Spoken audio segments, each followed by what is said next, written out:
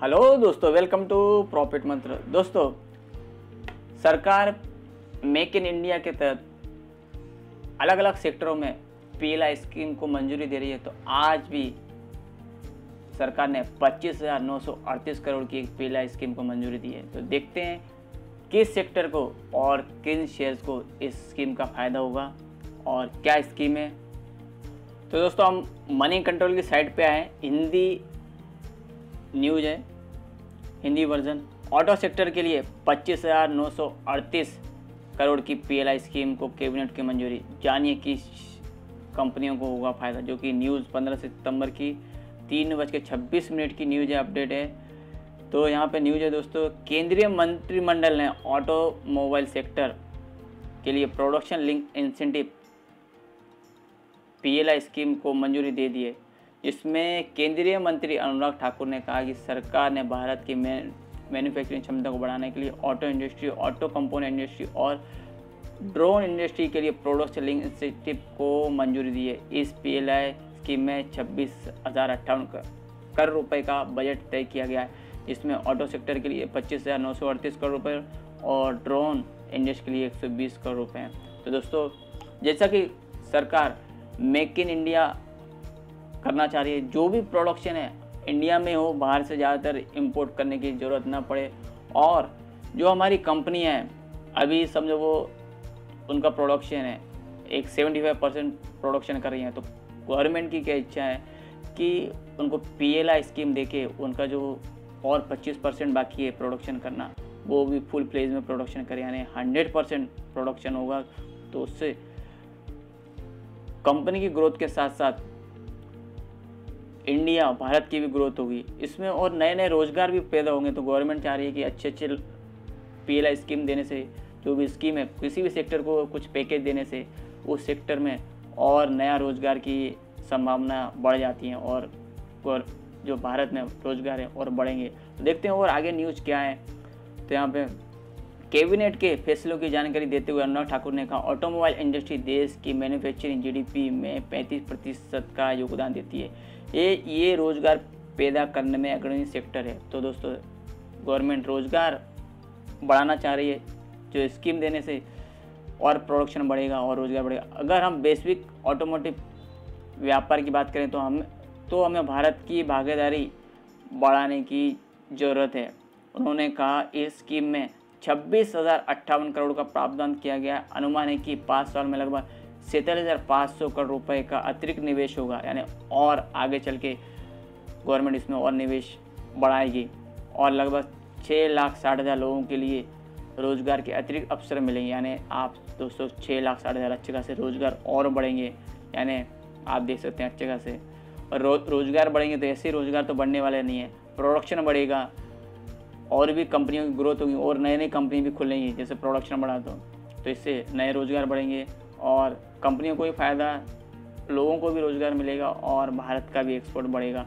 ठाकुर ने कहा आगे कि नई तकनीक की बातें करें तो पीएलआई स्कीम को वर्तमान के साथ साथ भविष्य की ज़रूरतों को ध्यान में रखते हुए और स्थानीय बाज़ारों के लिए भी लाया गया है, ताकि हम अपने उद्योग को मजबूत कर सकें। तो ये भी गवर्नमेंट का है कि हमारे उद्योग और भी मजबूत होंगे। तो किससे फ़ायदा मिलेगा? अभी CNBC टीवी के मुताबिक व्हीकल और कंपोनेंट मेकर्स के लिए शुरुआत में 57,000 करोड़ की पीएलआई स्कीम को मंजूरी दी गई है। हालांकि इसे घटाकर अब 26,058 करोड़ रुपए कर दिया गया है। ऐसा इसलिए क्योंकि इस स्कीम का फ़ायदा अब केवल इलेक्ट्रिक और हाइड्रोजन फ्यूल से चलने वाली गाड़ियों को मिलेगा, जबकि पेट्रोल, डीजल और CNG vehicle makers in scheme के तहत कवर नहीं होंगे। तो दोस्तों, अभी गवर्नमेंट इलेक्ट्रिक व्हीकल का भी बढ़ावा दे रही है। तो ये स्कीम ओनली पहले ज़्यादा थी, तो जो कम करके 26,058 करोड़ की कर दी गई है। जो ओनली इलेक्ट्रिक व्हीकल हैं उनको ही गवर्नमेंट फ़ायदा करने का आगे प्लान बनाया है। जैसे इलेक्ट्रिकल व्हीकल का प्रोडक्शन बढ़ेगा और इलेक्ट्रिक व्हीकल यूज़ में भी बढ़ेंगे। Flex fuel kit, hydrogen fuel cell, hybrid energy storage system और charging point, drive train, electric vacuum pump और इलेक्ट्रिक कंप्रेसर सहित इलेक्ट्रिक वाहनों के पुर्जों सहित कुल 22 कंपोनेंट और ऑटो कंपोनेंट पीएलआई स्कीम को फायदा मिलेगा। यानी दोस्तों आप सोच सकते हैं, यानी fuel cell, hydrogen, charging, storage system, energy, hybrid energy, यानी जो बैटरी वगैरह बनाते हैं उनको भी इस चीज़ का फ़ायदा मिलेगा। इलेक्ट्रिक वाहनों के जो पुर्जे बनाने वाले जो चीज़ लेवल बैटरी वाले तो मेन चीज़ ही है, इन सेक्टर को भी फ़ायदा मिलेगा। इसके अलावा कंपोनेंट पीएलआई स्कीम में संद्रूप और इलेक्ट्रॉनिक स्टेबिलिटी कंट्रोल को भी जोड़ा गया है। यानी इसमें जो इलेक्ट्रॉनिक पार्ट्स लगेंगे इनको भी इस स्कीम में जोड़ा गया है। और इसमें ड्रोन इंडस्ट्री के लिए 120 करोड़ रुपए की पीएलआई स्कीम मंजूर की है, जैसे 5000 करोड़ का नया निवेश आने की उम्मीद है। Petrol diesel engine component, exhaust, after treatment और FIE सिस्टम और ECU ऑटोमेटिक ट्रांसमिशन असेंबली और इलेक्ट्रॉनिक पावर स्टीयरिंग सिस्टम भी स्कीम का हिस्सा है। सूत्रों ने पहले कहा था, प्रधानमंत्री कार्यालय से प्रतिक्रिया के बाद एडवांस ऑटोमोटिव टेक्नोलॉजी पर ध्यान देने के साथ इस स्कीम में बदलाव किया गया है।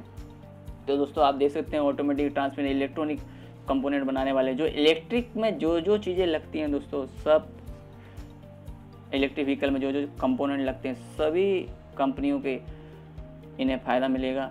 सरकार का मानना है ग्लोबल ऑटोमोटिव एक्सपोर्ट में भारत की हिस्सेदारी 2% से कम है, इसीलिए हाइड्रोजन और इलेक्ट्रिक वाहनों जैसी एडवांस तकनीक को बढ़ावा देने की ज़रूरत है। यानी गवर्नमेंट ऑटोमेटिक एक्सपोर्ट में भी 2% से कम की हिस्सेदारी उसको भी बढ़ाना चाहिए, यानी एक्सपोर्ट ज़्यादा से ज़्यादा हो, ये गवर्नमेंट की इच्छा है। यानी एक्सपोर्ट बढ़ेगा, रोजगार बढ़ेंगे, कंपनी का प्रोडक्शन बढ़ेगा, सब चीज़ें। ऑटो सेक्टर के लिए पीएलआई स्कीम फिजिकल ईयर 23 से 5 साल के प्रभावी होगी। यानी अभी ये स्कीम ईयर 2023 से चालू होगी, पर ये एलिजिबिलिटी क्राइटेरिया के लिए अभी 19-20 रखा गया है। 19-20 में जो कंपनियां सिलेक्टेड हैं उनको ये दी जाएगी। यानी अभी ऐसा नहीं है कि 2023 में कोई नया कंपनी आ गया उसको इमीडिएट ये फ़ायदा देती है, ऐसा नहीं है। जो 19-20 में जो कंपनियां भारत में है ईयर 2019-20 में, उनको इस स्कीम का फ़ायदा 2023 से मिलेगा। इस स्कूल में कुल 10 वाहन निर्माता 50 ऑटो कंपोनेंट में और 5 नए नॉन ऑटोमेटिव इन्वेस्टर को लाभ होगा।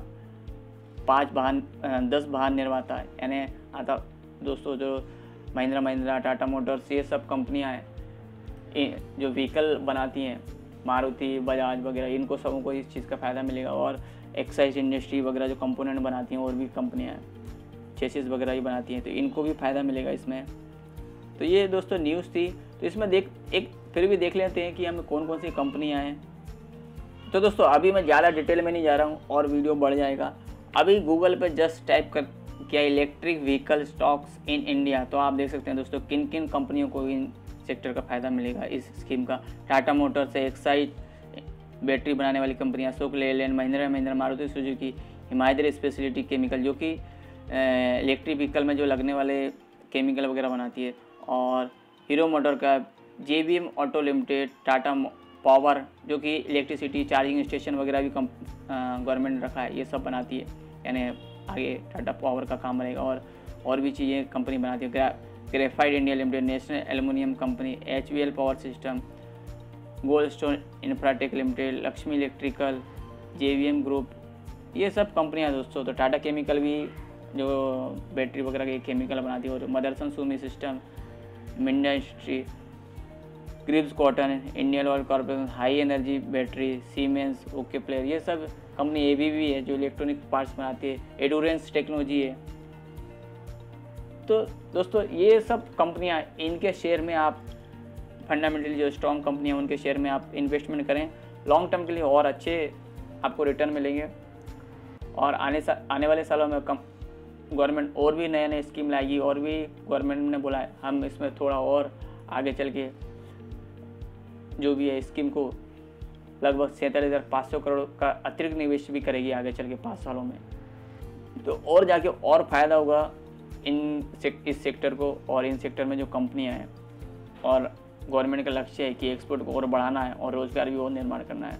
तो आगे चल के इस सेक्टर में जो कंपनियां हैं उनके शेयर में भी अच्छी उछाल देखने को मिलेगी। तो दोस्तों फंडामेंटल आप देख लें, जो BSE NSE में जो रजिस्टर्ड हैं निफ्टी 50 की कंपनी ज़्यादातर उनमें इन्वेस्टमेंट करें, लॉन्ग टर्म में अच्छे रिटर्न देखने को मिलेंगे। तो दोस्तों ये न्यूज़ थी जो कि ऑटो सेक्टर के लिए थी, ऑटोमोबाइल सेक्टर के लिए। और ज़्यादातर जो इलेक्ट्रिक व्हीकल हैं उनसे जुड़ी हुई जो कंपनियाँ और कंपोनेंट बनाने वाली कंपनियाँ हैं, उस कंपनी के सेक्टर के लिए, शेयर के लिए अच्छी न्यूज़ है। तो दोस्तों और भी अपडेट आते रहेंगे। अपडेट के लिए please like share and subscribe my channel.